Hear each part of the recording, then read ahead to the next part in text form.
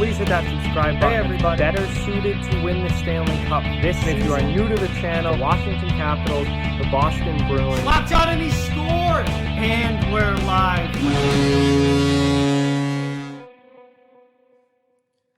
Hey everybody, it's time for another lineup projection video, and today we're going to be talking about the Columbus Blue Jackets. So basically what I do is I go through the Blue Jackets roster and lines and try and piece together some form of lineup of what this team could look like in their play-in round series against the Toronto Maple Leafs and forward if they go beyond that into the NHL playoffs.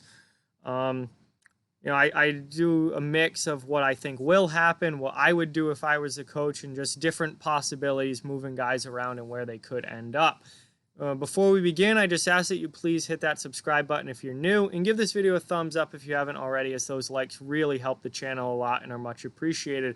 But let's switch over to the cap-friendly screen here and start looking at the Columbus Blue Jackets. So one thing that you immediately notice here with the Columbus Blue Jackets roster, or that I noticed when I looked at it, is that there's not a whole lot of set-in-place guys, like the guys that are are in this spot. They've got a lot of options and a lot of guys that they can move around. A lot of their players play center or wing, which means you can really mix things up that way. And a lot of these guys can get moved up and down the lineup and play in different roles. I mean, Nick Foligno is a guy that could play on the first line or play on the fourth line. He can move up and down the lineup. Oliver Bjorkstrand's kind of the same way. Now, Bjorkstrand had a great year this year, so he is absolutely going to be in your top six. But he had a great year this year. But he's a guy that in the past could have been a third liner, could have been a first liner. And then obviously there's a lot of depth guys as well that you could put in place of possibly some others. We'll fix that. So yeah, there's a lot of options. There's a lot of, why is this doing this? There's a lot of options here with this team as far as where they can put guys and where they play. Alexander Texier is a guy who can play in the middle, but I think you're going to want him in a top six role, and to get him in a top six role, he's going to play left wing. Alexander Wenberg is a guy who's played wing a lot this year, as opposed to being he was a center. Now he's switched to wing. He's played a lot better on the wing, so I think you're going to obviously keep him there. So there's a lot of moving parts in this Columbus lineup. But I would say to start, obviously Pierre-Luc Dubois is your number one center. And I would put Bjorkstrand on the right and Gustav Nyquist on the left side. Nyquist can play both wing on either side. I'd put him on the left, and that's a pretty darn good top scoring line there. Dubois, good young center. Bjorkstrand had a huge year this year, and Nyquist actually played really, really well. He certainly isn't a replacement for Artemi Panarin, but he stepped in and did a good job and had a solid year for him this year. That leaves Boone Jenner now as your second line center, and I have Alexander Texier on the left side. You want him in the top six. He showed, I think, last year, he did struggle with injury. That injury played a huge role with this Blue Jackets team this year. Texier, though, when he's healthy, is absolutely a top six talent. I think you play him on the left side there, and Cam Atkinson obviously needs to be, he's one of your best goal scorers. He had injury issues as well this year, but he'll be healthy. He's on the right side on your second line there. Leaves Riley Nash as your third line center with Nick Foligno on the left side. And again, Foligno is a guy that you literally could put on any line. He could be a first liner, he could be a fourth liner, or anywhere in between. I got him on the left side there. And then Josh Anderson's a big question mark. I'm actually going to take Josh Anderson out for now because he had shoulder surgery, I believe, at the beginning of March. And why won't the mouse work? Well, hang on, let me try and move him down there. I'll take Anderson out. He had shoulder surgery after an injury. Actually happened in December, and then he had surgery in March. And the time frame on that was 4 to 6 months. So obviously, normally that would have kept him out for the rest of the season. Now, because of this huge break and in the season coming back, at the end of July or even in August, March, April, May, June, July puts you at 5 months. So there is the possibility that Josh Anderson could be ready to go for the start of the play-in series. If he is, he's certainly going to be in the lineup if he's healthy. So I would slot him in on the third line, and that would drop Stenlund down to the fourth line, or maybe even Anderson on the fourth line. He's a big power forward; he can play that style. Maybe he goes on the fourth line. If he's not ready, and there's question, maybe he won't be for the start, but if Columbus goes deep into it, he could become ready. Then I just think he comes out of the lineup and Nathan Gerbe slots in on your fourth line.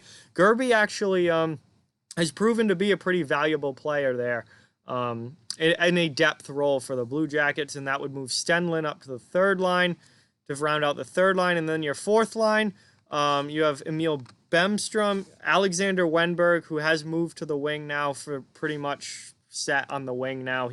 Things were not going well for him at center. And then obviously with Anderson out, Gerbe would come into the lineup. And there are other things they could do as well. They could move Emil Bemstrom over to the right side and then have Liam Foudy come in and play in the middle. Also, note, Brandon Dubinsky probably not going to play. Haven't really heard an update recently on him. But he's got major health issues, so I would say Dubinsky's probably done. So I threw him down at the bottom of the list. But they've got a bunch of other depth guys as well who could potentially play. I'm going to move Bemstrom back to the middle and Gerbe into the lineup. But again, there's options here with them and with Columbus, and they've got a lot of depth players as well that we could see. Guys like Devin Shore, someone like Stefan Matteau, I think could get a look. Cole Sherwood, young guy. Marco Dono, someone who can play any of the forward positions. Good, versatile depth player. Ryan McInnes, a young center. Foudy's another young center. Eric Robinson has played games on the wing this year. Jacob Lilia could get it. Again, and with the expanded rosters, I think most, if not all of these guys will end up getting called up and at least be on the active roster when it expands. Moving on to defense here. Obviously, your top pair is Seth Jones and Zach Werenski. That's an elite top pair in the NHL, a young top pair, and just two incredibly talented defensemen. I'm going to switch. Gavrikov and Savard will be your second pair. Gavrikov and Savard are your second pair. That's a good quality group. Underrated. Gavrikov had a really solid year this year. I think surprisingly good. We weren't really expecting much from him, and he stepped in and played really well. Savard is one of the more underrated defensemen in the NHL. I feel like not a lot of people know about David Savard. He is an extremely solid two-way defenseman. So he's on the right side of your second pair. Then that leaves Ryan Murray and Marcus Nudivara as your bottom pair, with Scott Harrington as an extra. I also think Gabriel Carlson will get a call-up. Dean Kukin will be a depth guy. Andrew Peeke, and maybe even Adam Clendenning as potential call-ups and depth players for when the roster expands. In goal, Merzlikins is the starter. Merzlikins, I think, has taken that job, and he's going to be your starting goaltender with Korpisalo there backing him up. That duo all year long was lights out. Both goaltenders played absolutely outstanding, but Merzlikins really had one hell of a year. And then Mattis Kivlenieks will be called up as the third goalie. And again, I think they're going to have unlimited goaltenders most likely, so you could call up even more, but I don't see really any point going beyond the third goalie unless you have major injury problems in goal. But that would probably derail your season if that were to happen. So I think the defense is as interchangeable as the forward group is, as far as just you can move guys all over the place. The defense is very well set, in my opinion. It's Jones, Werenski, Savard, Gavrikov, Murray, and Nudivara, with Harrington and the rest of these guys as extras. I think that's very well set. Goaltending is obviously Merzlikins and Korpisalo, your top two, with Kivlenieks as your third goalie. But the forward group is where it's really up in the air. There's a lot of options. There's a lot of moving parts, and there's a lot of different guys that you could move up and down throughout this lineup. So for a base lineup, I think this is what I would go with. Nyquist, Dubois, Bjorkstrand, Texier, Jenner, Atkinson, Foligno, Nash, Stenlund, Wenberg, Brent Bemstrom, and Gerby. But again, there are other options. You could put Wenberg up on the third. I'm not even going to go through all of them. We could be here for half an hour moving different guys around. There's just a lot of different options with this forward group. And as you can see, most of their forwards play multiple positions, meaning that you can move them flip-flop sides. You can move them to center or wing. There's so many guys that play multiple positions. So it's really going to be up to John Tortorella and what he wants to do and who he wants to put with who to start this. And I can guarantee you one thing. Lines will be adjusted as needed. If there are certain players who aren't playing well or don't have the chemistry on that line, Tortorella will not be afraid to shake things up and move guys around because he has a very versatile lineup that he can really do that with and move guys to different spots and on different lines. So overall, Columbus, very, very much an interchangeable group up front. Pretty much set on the back end, and then we know about their great goaltending duo of Merzlikins and Korpisalo, who were just absolutely outstanding this year. So, listen, they're back healthy for the most part. Again, Dubinsky I don't think is going to play, and Anderson's a huge question mark, but Jones is back. You know, they're fully healthy on the back end. They're fairly healthy up front, and when this lineup is healthy, they are a dangerous team, and very, very good defensively.